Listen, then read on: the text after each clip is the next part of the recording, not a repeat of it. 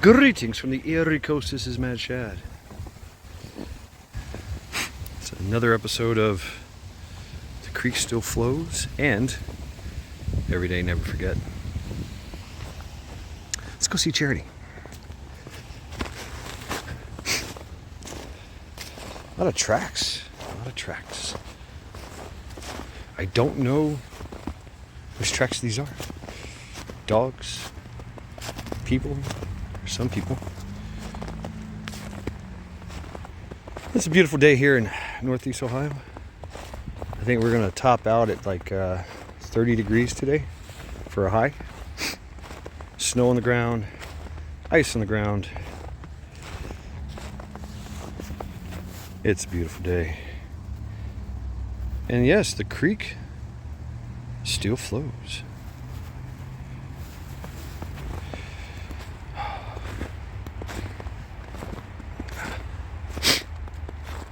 So let's get all this preliminary stuff out of the way. Like I said, it's a great day here in Northeast Ohio. Tell about those who didn't have a great day. Those Americans that are trapped in Afghanistan, left there by Trader Joe's militia / incompetent regime. Lest we forget. 13 servicemen and women, U.S. military, died. Abbey Gate, Kabul, Afghanistan. 200 other poor souls, 300 plus people lost arms and legs and limbs, things that don't grow back. A lot of them service members as well. Every day, never forget, and never forget whose fault this is. And yes, deploy knife hands.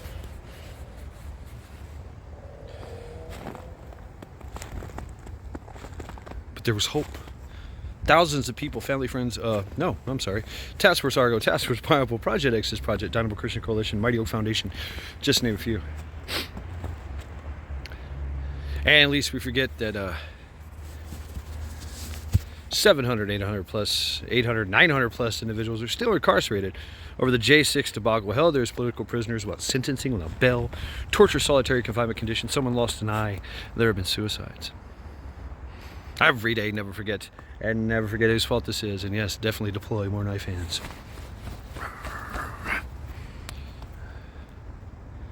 But there's hope. Thousands of people, family, friends, loved ones, charitable organizations, law firms doing pro bono work, even some senators, congressmen, representatives, judges, former president-select, selected and elected, and Supreme Court getting into the fray. Meanwhile, lots of shit, lots of things, lots of stupid stuff here and there. I don't know. Let's get back to this walk, shall we? Gotta make it over there. Our objective is on that ridge. That's where some deer were just laying down, sleeping in the snow. And they walked over here, walked over there, ran over here, ran over there. Some more bedding.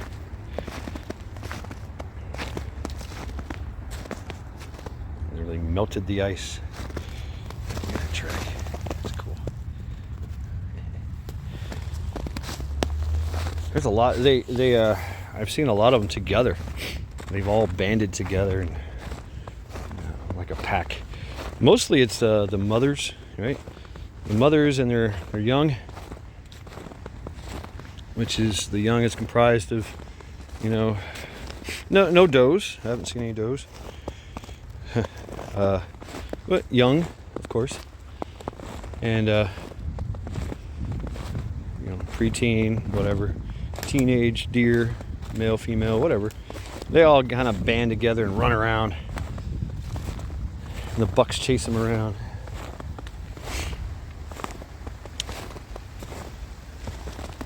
There was talk of the culling, but I think that's out the window now. I think they canceled that. I don't know. Put my name on the list, hoping that I would get a deer, get a carcass when they came through here and culled everything. But I guess not. So I don't know. What am I going to talk about? Last night, Lackluster Fridays. Great time. Great time. Just hanging out, you know, talking. I was drinking beer, smoking cigarettes, and eating pizza with biological additives. Yeah. And yeah, I had a fairly disturbing constitution, I must say. To be couth about it. I've had my coffee. Now I'm out here walking the woods, walking the earth, and trying to connect, trying to breathe in the air. Yeah.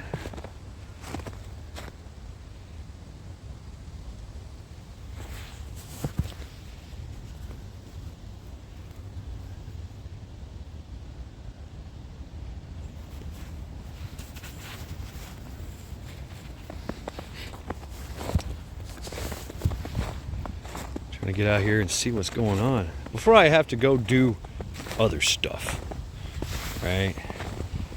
Pay bills, finances,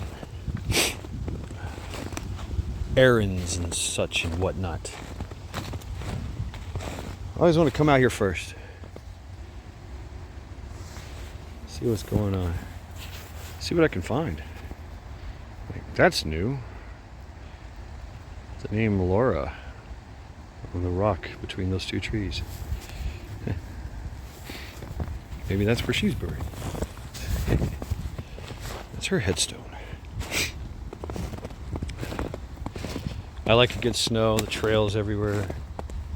As you know, there's a lot of activity in these woods, man.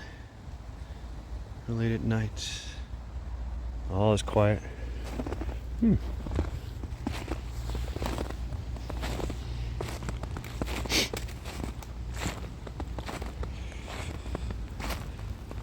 Really don't want to care what's going on with the rest of the world. I've got my own problems. And I have to make my own solutions. That's just the nature of life, huh? Just like these deer out here. They got their own problems. They have to make their own solutions.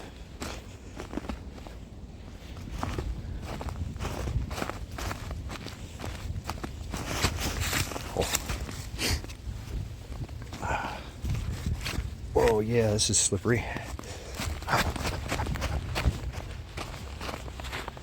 Oh, spooked a squirrel. Either it's a big dog or somebody's running around on all fours. Either and or. It's a bunny rabbit. We got bunny rabbits or squirrel. I don't know.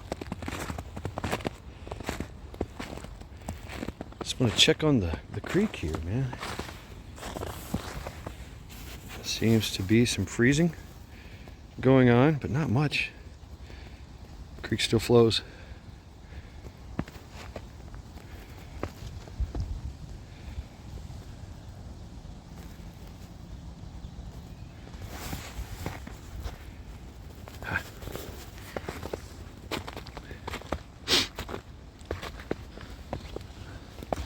So yeah, thank you all, everybody that showed up last night. It's an interesting time, interesting night indeed. I don't know if I'll do trial by axe tonight. I don't know. Might be some other things that I wish to accomplish.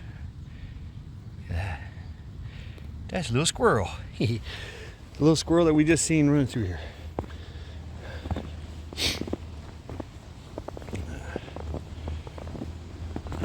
Ducks.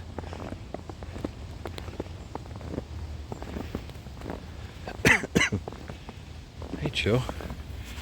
Where's Joe? Found your ducks, man. Hanging out in the creek here.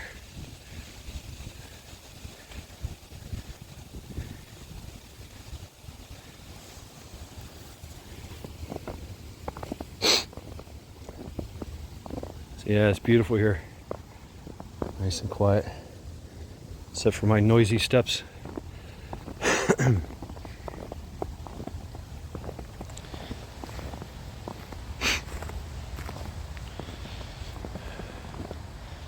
All this talk of wars, rumors of wars, and things of that nature. Oh yeah, what was that? Missouri. Oh man, Missouri. Can we talk about Missouri? Damn, this popped up on my radar, and it's pretty fucking badass because, well, Missouri. See the ducks? There we go. Missouri is trying to send a bill, whereas basically opening up a bounty hunting for illegals. Tell me that's not badass.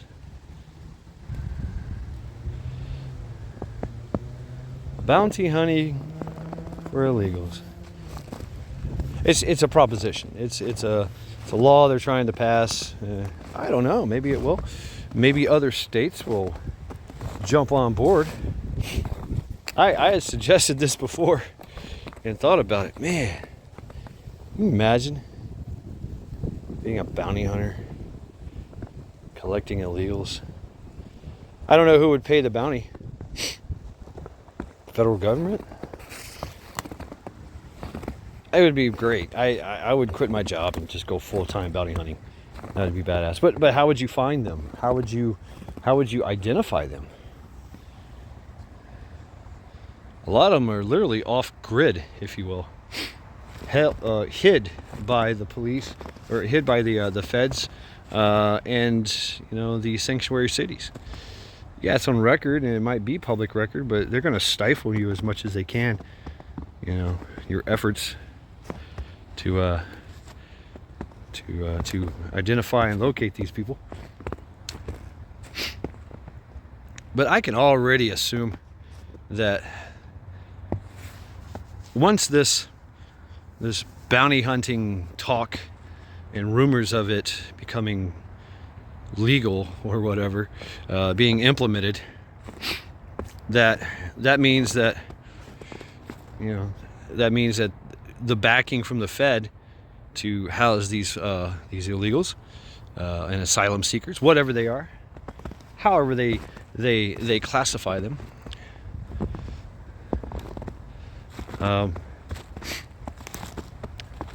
they're gonna try to remain hidden as much as they can, but they're gonna start jumping ship if the money dries up from the feds, and there's talk of bounty hunters hunting them down.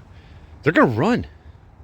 They're gonna haul ass. They're gonna run either to a sanctuary city and try to take them in.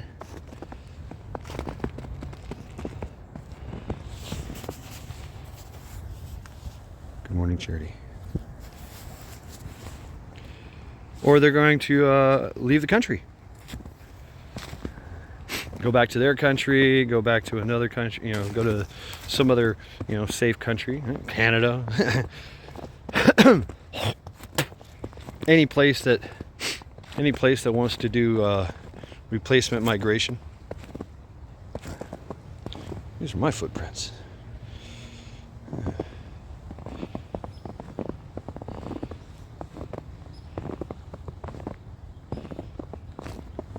So I could see that happening, but right now it's just one state. Throwing it out there. Gotta love Missouri, man. Missouri, the show me state. All right, you want this to happen? But I mean, it's They had said that anyone that provides information, I mean, this is the proposal in the bill, that anyone that provides information for the capture of said illegals gets like $1,000. So you don't even have to go get them. You can just know where they are. You know, that's $1,000. A lot of people are gonna be doing that. That's the easy way out. But then, of course, you know, you got your police that are going to be overwhelmed by this, right? I mean, like, damn, that's you know, think about the logistics involved and the cost, man. The deportation of, you know, millions of illegals, potentially millions. Like, wow, that's crazy.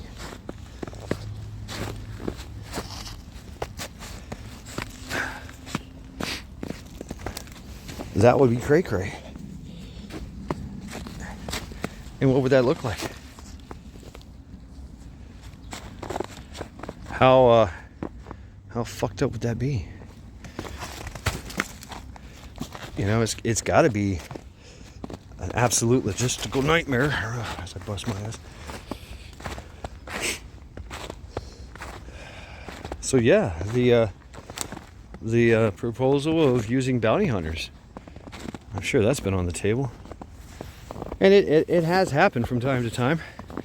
There are bounty hunters, subcontractors, that say, yeah, let's do this. And they've been doing it for quite some time. Creek still flows. So of course they'd be used again. Now, what does that mean? Anybody can be a bounty hunter? No. I've done very limited, very limited bounty hunting, and I have literally in my illustrious career of bounty hunting, which was probably like maybe 6 months, I never had anybody run. It was we showed up at their doorstep. They came quietly. It was quick. It was like, oh fuck, you got me. All right, you know. And it wasn't a lot of them. I was in Tennessee. I was working at the prison. It was like a side gig for me. But I did show the guy Facebook. It's like, yeah, you know, there's this thing called Facebook. What? Yeah. These folks, they literally just show you exactly where they are. And yeah, sure enough. Like, look, he's at his mom's house. Here's his location. Look, he just partied at his friend's house. Look, he's getting drunk at his brother's house. And sure enough, we go there and there he is. He's like, oh, you got me. Okay, I'll come quietly. So, you know, I never had to lay hands on anybody. Never had to kick in any doors. We had one guy, he's fucking big dude. Oh my god, big fucking dude. And big motherfucker. And he could literally kick the door off the hinges. You know. Literally off the fucking, I've seen him do it. He loved kicking doors off hinges. He would kick it right in the middle on the back hinge. Kick that motherfucker right off. He would kick right where the deadbolt is, or the doorknob. The door would just fly open. Sometimes it would come off the fucking hinges. I was like, that's fucking amazing. I tried it, couldn't do it. But yeah, it takes a lot. You need money. There's a lot of states have different training requirements and certification requirements you got to have. You know, and remember, you're not shooting motherfuckers and killing them. This is not dead or alive, wanted dead or alive. This is you're trying to get someone alive against their will, and they have guns, and they are willing to fight, but you have to use a less than lethal means to take them down. And protect yourself in the process. And it's not really you can make a lot. You can make some money being a bounty hunter. Yeah. But imagine quitting your job, spending most of your time on a computer. Seriously, it's not, or sitting in a car, sitting in a truck with a camera and surveillance equipment, waiting for somebody to come by, and they don't. 9 times out of 10, they've been tipped off because they know the heat is on. They didn't show up for their court date, and they know that people are coming after them, right? Because they borrowed money. They borrowed money to get them out of jail, to keep them out of jail, and they ran. Now, in this case, they do have court dates, like 7 years, 5 years in advance. So what does that look like? Do we have to wait 7 to 5 to 10 years before their court date? Or does the court expedite matters? Go, hey, you're being summoned. If you don't show up, boom, we're coming after you. Is that what that looks like? I mean, the logistics involved, just there's questions. I have questions. You know, it's not going to be a free for all. Every swinging dick in America is going to say, "Yeah, I'm a bounty hunter now." Boom, and start collecting tags like it's hunting season. You got to go through a lot of shit to get it. You gotta get certified, registered. You got to be licensed, bonded, and insured. That takes a lot of money. $10,000 and up. And you got to be registered with the sheriff's department and in good standing with the sheriff's department. If they don't like you, you don't get to play.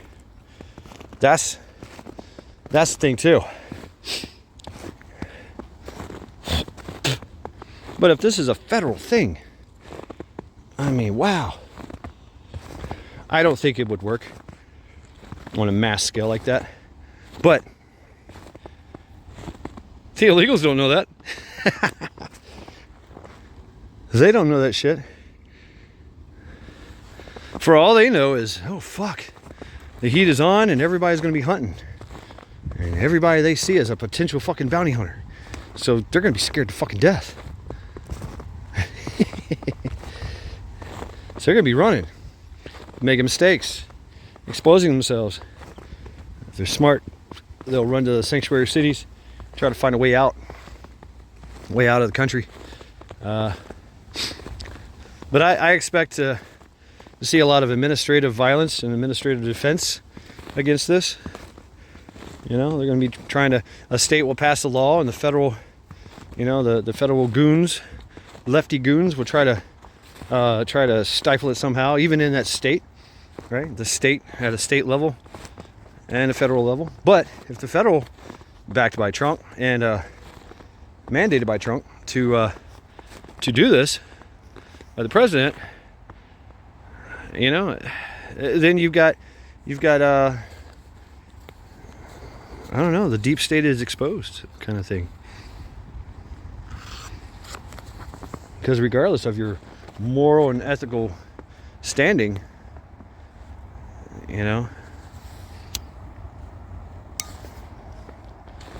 it's now a galvanized effort by the country and the Fed, the executive, judicial, lawmaking branch.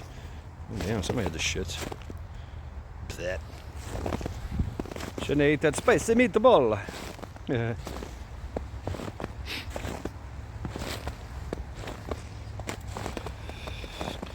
And this is just a rumor. This is just a proposal. This is nothing in law right now. This is nothing set in stone. It's just the rumor of it, the potential of it. And we all know what kind of seed that plants. We've seen the left do it. many, many times before. Fear and intimidation. Used to manipulate folks.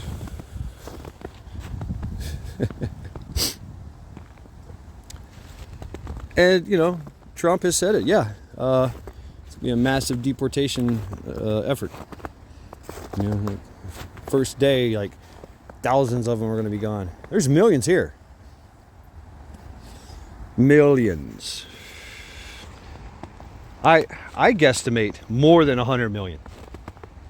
More than 100 million. And we have 330 million here in the United States. I mean, I've heard, you know, guesstimation accounts of oh, there's 40, there's 30, there's, you know, 30 million, or no, I think it's 100 million. And they've just been hiding, waiting, you know. Now, a majority of them, they like to hang out in their own clique. They hang out in their own area, their own people, because that's where their support base is, you know.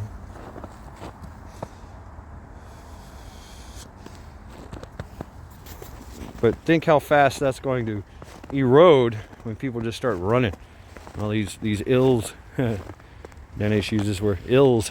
The ills start running, start going to ground, trying to find ground. They're just going to go from one immigration center, immigration community to the next. You know, I don't think they're out organized enough to start a badass underground railroad or anything. But some of them will, especially the real DVTs, the ones from the desert, ones from countries that absolutely despise us and are actively trying to do stuff against us. I'm trying to wordspeak a little, wordsmith here. You can catch my drift. The Aloha snack bars and the others. It's not just them. It's not just the desert people. You know, what do you call those? The tusk. It's not just them. It's portions of Africa, Chechnya. You know, I mean, it's so many in different countries.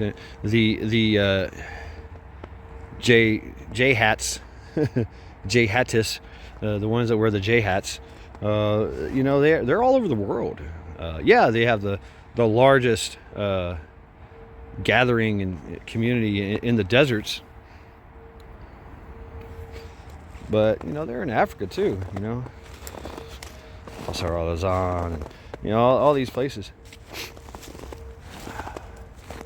And they've mixed and mingled with the commies as well. Because they see them as, you know, oh, I hear the bells.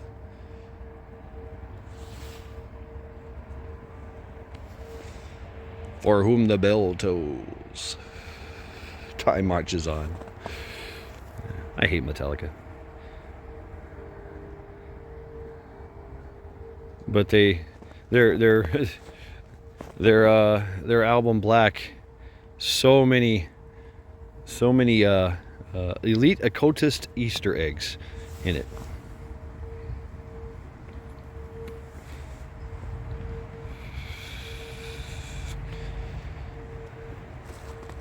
Take care, Charity.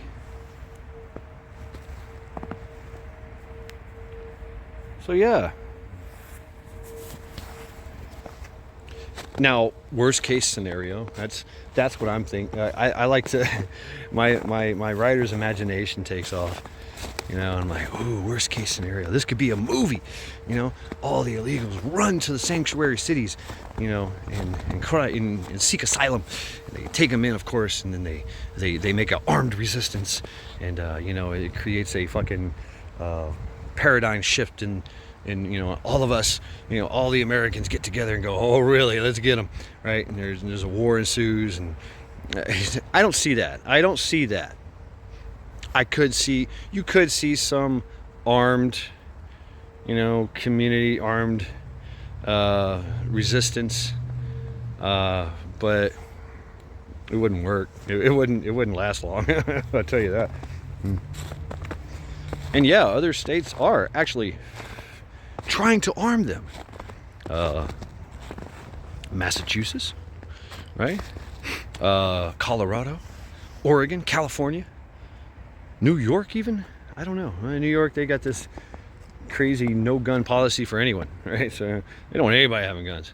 But it would be easy for them to, you know, supply them with the 2A. You know, it wouldn't be as good as our shit though. Nor would they really know how to use it. But it would be a force to be reckoned with, I guess, for some time. It would be a threat. Okay. Just gaming all this out, you know.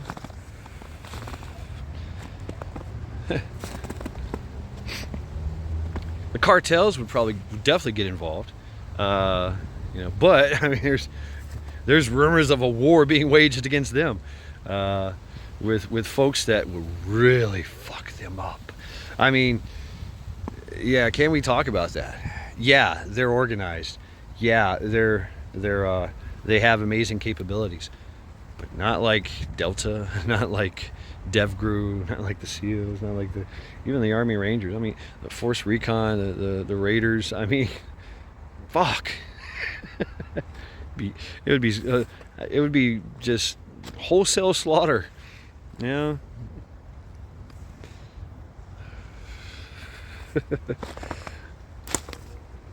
And you can't target them. They're ghost, right? We have ghosts in our military. That's what they do. This is their life, you know, and they have experience and you know, have training. Yes, they have training, but they have this intellect to continue to evolve their tactics and things. I mean, so they are orthodox and unorthodox, which means that their capabilities are as measurable as the heavens, to quote Sun Tzu. Right. So yeah, they would try, I guess, you know. I'm sure that they get a lot of work getting people out instead of in. Wouldn't that be interesting, you know? The cartels start getting more business getting people out, you know. I could see that. I could definitely see that, right? Yeah, for sure. Just, you know, just the possibilities. But you know, think about this though. It's only 4 years. Can this be accomplished in 4 years? I don't know if it can. Everything moves slow, right? There's so many factors involved in this that come and go. It's not hey, let's just make this work. It can if we all did it together, right? Get it together, see what's happening, right? But you know, once again, the great preoccupation happens. You know, we got lives to live, and, you know, things like that. Yeah. Unless you have a lot of dedicated people, dedicated individuals. Yeah, squirrel. Then it's possible, but for the most part, nah. I don't see it absolutely happening in 4 years, but man, it'd make a hell of a dent. It would make one hell of a dent. I can do this. All right, get these gloves on. Should have wore better gloves than just wool gloves. I wanted to try out these wool gloves, see how they do. All right, I got this one. Of course, got a hole purposely, so I can just expose Two fingers. Two fingers. Two fingers. And then put them back if I need be. These are like my inserts, right, for my hard shell gloves. These are the inserts, and they're good. They're good stuff. I don't know where I picked them up, but they've got a long cuff. Yeah, the cuff can go all the way down to almost to my elbow if I want it to. Bunched up, it keeps the wrist nice and warm, I guess. Yeah. Anyway, so yeah, just continuing this conversation. Only 4 years is all we'd have, and who knows what happens next in 4 years, right? Who knows what happens in the 4 years? We all can think very positive about this, and I think it is a positive thing, but ultimately it's not up to them, it's up to us, and that's something that we got to realize. We'll have it easy for 4 years. Which should give us time to prepare, right? To train, to better our situations, to build stronger bonds with Americans, as Americans. That's what I like to see.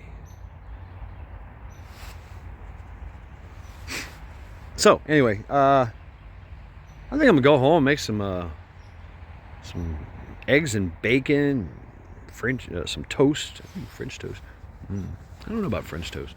Maybe some French toast. Sounds interesting. Yeah, have a good breakfast, have a good meal, and then set out into the wasteland, the snow apocalypse wasteland. The snow apocalypse, to get shit done. The roads are pretty good. I mean, what was it, Thursday? Yeah, Thursday, when everything just fell, the sky fell and just dumped everything on us. That was hell. A lot of wrecks, a lot of traffic problems, but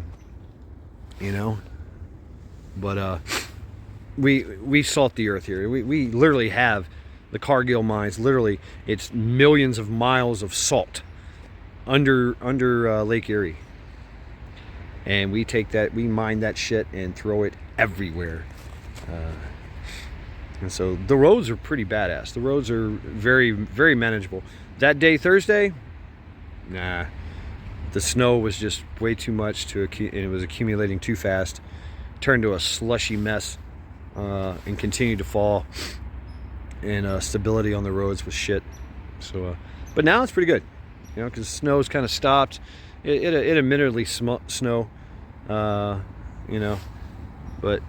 and they keep salting the earth, and the roads are pretty dry and salted. So wherever you go, mostly. I've even had to take the because I work in the back roads. Fairly fine, extreme, fine. You'll still find some side streets that have never been plowed, they've never been salted. So you just ass pucker factor, while you're doing 25, 15 miles an hour, right? Sliding all over the place. Ooh, yeah, this is fun. And boom, you're back to good roads again. Yeah, the wind's blowing. So yeah, folks. This has been another episode of Every Day Never Forget and The Creek Still Flows. See you later on tonight. Maybe we'll just do a topic discussion or something. I'd like to open up. I'd like to see if I can do a panel thing again. That'd be cool. We'll see what happens. See how it happens. To quote Milkmaid, my shitter net, which I got to work on that too. Call the T-Mobile and go, what the fuck, right? So anyway, we'll see what happens. Yes, this has been Mad Shad on this wonderful, wonderful Saturday. Every day, never forget. Creek Still Flows. Saying hi to Charity. Take care.